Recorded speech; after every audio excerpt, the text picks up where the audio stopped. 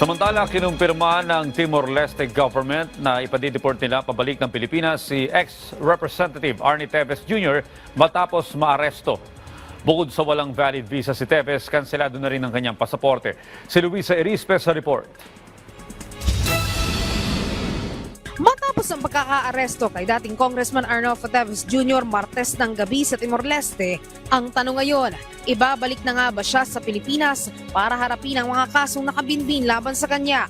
Sinabi na ng Timor-Leste government ngayon na ipadedeport na nila ang dating kongresista na suspect sa pagpatay kay Negros Oriental Ruel de Gamo. Sa inilabas na pahayag ng Timor-Leste government, lumalabas umanong si Teves ay undocumented o illegal alien dahil walang valid na visa at wala ring hawak na pasaporte dahil kanselado na. Kaya kaagad na ipatutupad ang deportation dahil posibleng maging banta rin si Teves sa public order at national security. 2 taon na sa Timor-Leste si Teves at posibleng mabahira ng bansa bilang takbuhan umano ng mga kriminal. Inaasahan din ng Timor-Leste ang pagpasok nila sa ASEAN sa Oktubre, kaya nais nilang makipagtulungan sa mga regional allies na magpatupad ng batas at hustisya.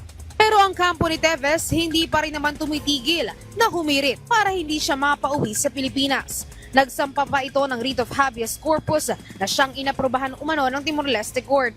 Nakasaad dito, dapat lang na maipakita si Teves sa korte sa loob ng 48 hours. Pero ang sabi lang ng Department of Justice ng Pilipinas, labas na ang gobyerno kung may usapin man sa batas at gobyerno sa Timor-Leste. Gate ni DOJ spokesperson Miko Clavano, nakabase sila sa kung ano ang opisyal na sasabihin at matatanggap na impormasyon ng gobyerno ng Pilipinas.